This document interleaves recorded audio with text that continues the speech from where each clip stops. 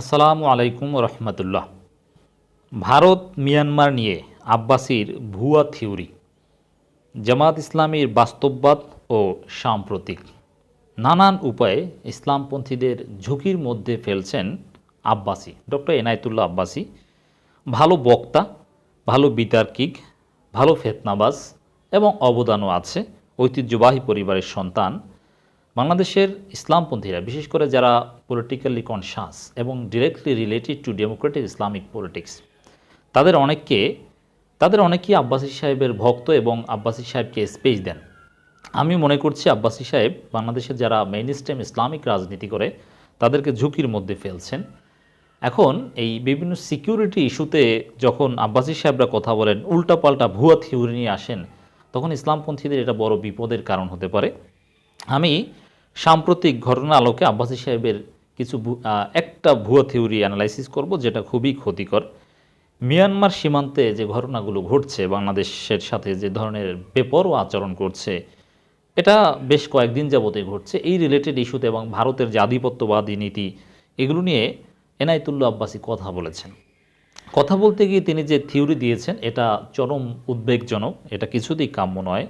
On the other hand, বাংলাদেশের সর্ববৃহৎ Islamic outfit হিসাবে জামাত ইসলামী এক্ষেত্রে যথাযথ এবং বাস্তববাদী নীতি অবলম্বন করছে।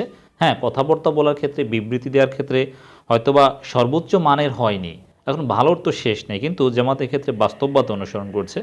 ইসলামপন্থীদের সিকিউরিটি থ্রেট যেহেতু মিয়ানমারের এই ইস্যুর সাথে রিলেট করে ভারতের বিভিন্ন বিষয়ের সাথে, এজন্যে আব্বাসী সাহেবের এই ভুয়া থিওরি ইসলামপন্থীদের উপলব্ধি করা দরকার, তার থিওরি কতটা ক্ষতিকর। এমনিতেই এই বিষয়টা বুঝতে হবে, ইসলামপন্থী হোক আর যারাই রাজনীতি করুক, বেসিক্যালি ইসলামপন্থীরা, তারা যদি বাংলাদেশে রাজনীতি করতে চায়, ক্ষমতায় আসতে হয়, ক্ষমতায় এসে টিকে থাকতে চায়, তাহলে তো পররাষ্ট্রনীতি লাগবে, ফরেন পলিসি লাগবে, বিভিন্ন দেশের সাথে বাইল্যাটারাল মাল্টিল্যাটারাল রিলেশনস লাগবে। তারা তো আর আইসোলেটেড কোনো কান্ট্রি হয়ে চলতে পারবে না মিয়ানমারের মতো, তাহলে তো তারা ফল করবে। বরং পৃথিবীর বিভিন্ন দেশে ইসলামপন্থীরা যারা ক্ষমতায় এসে অল্প সময়ের মধ্যে ফল করেছে, ইনক্লুডিং মোহাম্মদ মোরসি, পররাষ্ট্রনীতির দুর্বলতা এবং ফাইন্যান্সিয়াল সলভেন্সির ক্ষেত্রে একটা উইকনেস, এটা কিন্তু মেইন কারণ ছিল। ষড়যন্ত্র তো আছেই, এবং ষড়যন্ত্র সুযোগটা কিন্তু ইন্টারন্যাশনাল কমিউনিটি যদি তাদের সাপোর্ট বা ডিপ্লোম্যাটিক চ্যানেল যদি যথাযথ মেনটেন করতে পারে, অনেক ক্ষেত্রে কিন্তু ষড়যন্ত্র কাজ হয় না। তো এক্ষেত্রে এই বিষয়টা কিন্তু খুবই গুরুত্বপূর্ণ। বিভিন্ন দেশের সাথে, বিশেষ করে লিবারেল ব্লক যারা ইসলামী রাজনীতি, তাদের উদারনীতির কারণে সমর্থন করে, তাদের মানবাধিকার সমর্থন করে এবং আন্তর্জাতিক norms rules, UN, UK, European union, block, এগুলোর যে উদারনীতি, এগুলোর সাথে যারা একমত, তাদের সাথে কাজ করতে বেশিরভাগ দেশ আগ্রহ বোধ করবে, বা তাদেরকে সিকিউরিটি থ্রেট বা স্থিতিশীলতার জন্য হুমকি মনে করবে না। এভাবে কিন্তু ইসলামপন্থীদের আগানো উচিত। এখন আব্বাসী সাহেবরা যেসব কথাবার্তা বলেন, তাতে তো ইন্টারন্যাশনালি বা ইসলামপন্থীরা ক্ষমতায় আসলে তাহলে এই মিয়ানমারের মতো আইসোলেটেড কান্ট্রি হবে, অথবা ইরানও বা নর্থ কোরিয়ার মতো আইসোলেটেড কান্ট্রি হওয়ার মতো কথাবার্তা বলছেন, আফগানিস্তানের মতো সেপারেটিস্ট কান্ট্রি হওয়ার মতো কথাবার্তা বলছেন। আমি মূল যে কারণে আলোচনাটা করছি সেটা আগে একটু বলে তারপরে আব্বাসী সাহেবের ভুয়া থিওরিটা কি সেটা বিশ্লেষণ করব। ভূমিকা তো দিলামই যে ইসলামপন্থীদের রাজনীতির ক্ষেত্রে টিকে থাকার জন্যে কোন ব্লকের সমর্থন দরকার, এবং এই কারণে সফট হয়ে কৌশল, রাসূল সাল্লাল্লাহু আলাইহি ওয়াসাল্লামের ফরেন পলিসিও এরকম ছিল, খ্রিস্টান বাদশার কাছ থেকে সহযোগিতা নিয়েছিলেন, এবং তার উদারতা এবং পারস্পরিক ধর্মীয় শ্রদ্ধাবোধ বা কৌশলগত স্ট্র্যাটেজিক অবস্থান থেকেই কিন্তু বাদশাহ নাজ্জাশির কথা আমরা জানি, যে হিজরত করতে 16 জন গিয়েছিল, সেখান থেকে একটা বড় পলিটিক্যাল সাপোর্ট পেয়েছিল, পলিটিক্যাল অ্যাসাইলাম পেয়েছিল। এগুলো থেকে কিন্তু পররাষ্ট্রনীতি শিখতে হবে। এবার সীমান্তে মিয়ানমারের 4 মর্টার শেল নিক্ষেপ, নিহত 1।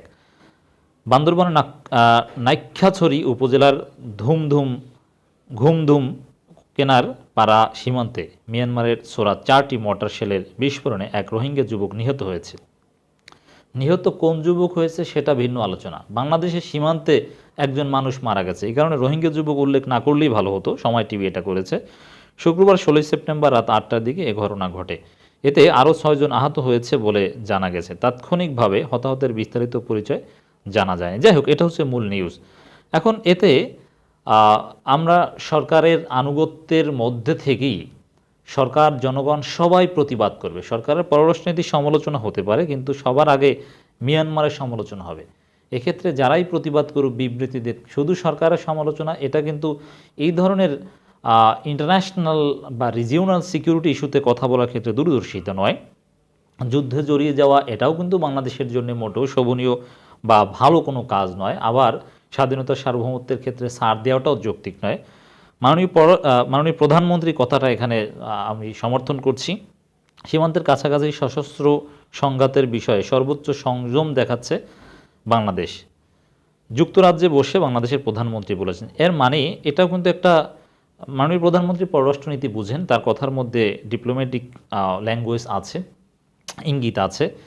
এর মানে বাংলাদেশ চাইলে কিন্তু সেখানে মিলিটারি ডিপ্লয়মেন্ট করতে পারে, কিন্তু সংযম দেখাচ্ছে। এটা কিন্তু মিয়ানমারের প্রতি ছোটোখাটো একটা ডিপ্লোম্যাটিক বার্তা বলে মনে করি, এবং আন্তর্জাতিক কমিউনিটিকেও একটা বার্তা। এই ছোট একটা সেন্টেন্সের মধ্যে মাননীয় প্রধানমন্ত্রী অনেক কিছুই বোঝাতে চেয়েছেন। প্রধানমন্ত্রীর সমালোচনা আমরা করি, আপনারা করেন, এটা গণতান্ত্রিক রাজনীতি। কিন্তু যখন ভারত বা মিয়ানমার বাংলাদেশের স্বাধীনতা সার্বভৌমত্বের প্রতি কোনো ধরনের অ্যাটাক করার চেষ্টা করবে, তখন তো সবাই এক হয়ে প্রতিবাদ করতে হবে। তখন তো আপনি সরকারি দল, অতএব আপনি এখানে আলাদা, এরকম চিন্তাভাবনা করার কোনো সুযোগ নেই। বাংলাদেশের স্বরাষ্ট্রমন্ত্রী কথাটাও ভালো, মিয়ানমারে গোলা নিক্ষেপের প্রতিবাদে প্রয়োজন জাতিসংঘে যাবে বাংলাদেশ, কিন্তু যুদ্ধে জড়াবে না। যুদ্ধ বা এই ধরনের শব্দ এখন এড়ানোটা বাংলাদেশের জন্য জরুরি। এমনিতেই ইনফ্লেশনের মধ্যে আছে, তাতে যদি আবার এই ধরনের কোনো আলাদা এক্সট্রা কস্টে পড়ে, তাহলে মিয়ানমার থেকে চাল আনতে হয়, বাংলাদেশের অর্থনৈতিক অবস্থায় নানান ধরনের সমস্যায় পড়বে, ইত্যাদি ইত্যাদি। এজন্যে প্রতিবাদও করতে হবে, এবং যাতে কোনো অনাকাঙ্ক্ষিত সম্পর্কে ডিটোরিয়েশন না হয়, এবং মিয়ানমারের রাষ্ট্রদূতকে বারবার তলব করা হচ্ছে, এভাবেই আগাতে হবে।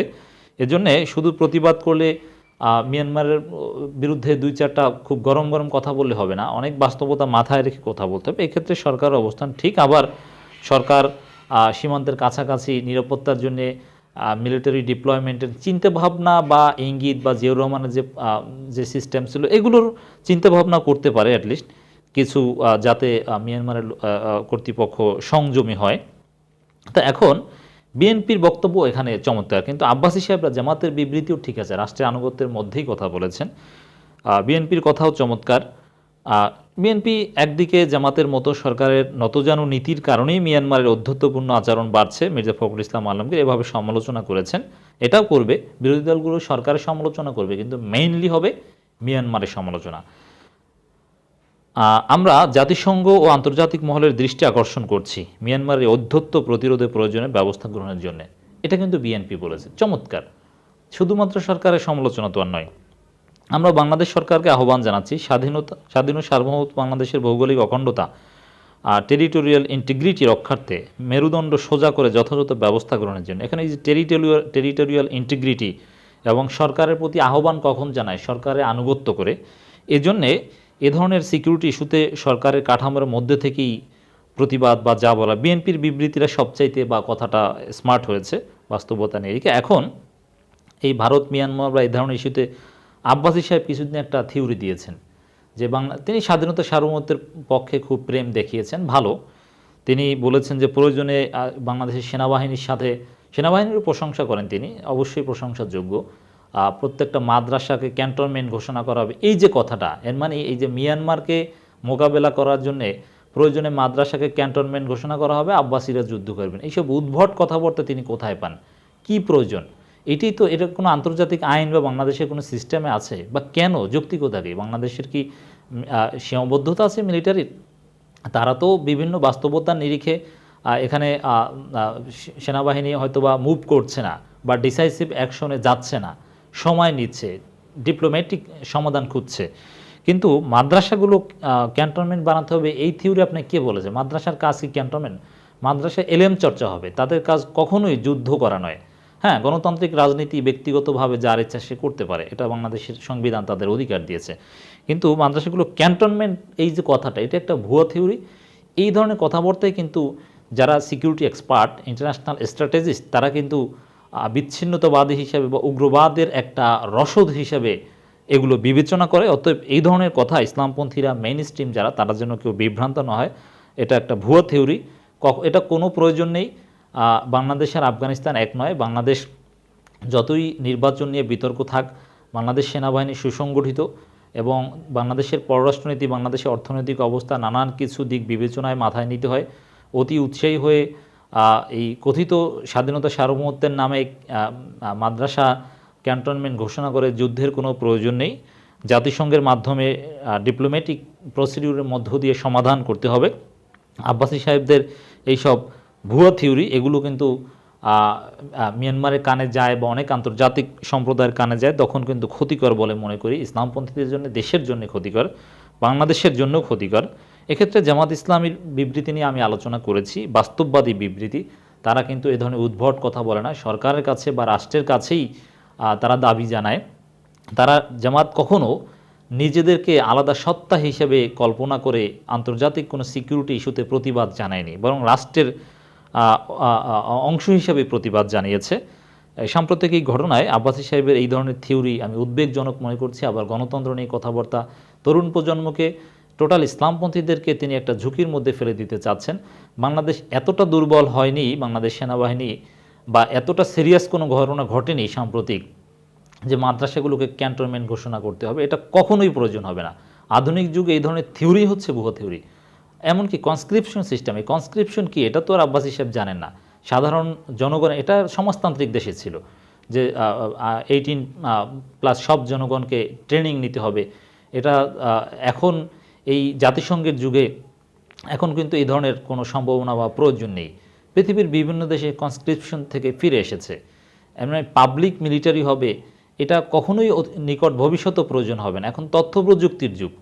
এখন তো আসলে মিলিটারি ওয়ারফেয়ারের ক্ষেত্রে নাম্বারে মিলিটারির সংখ্যার চেয়ে প্রযুক্তিটা ইম্পর্টেন্ট। তো আব্বাসী সাহেবরা তো প্রাচীন কথাবার্তা বলছেন, তাদের কথাবার্তার মধ্যে স্মার্টনেসও নেই, অবাস্তব, ভুয়া থিওরি।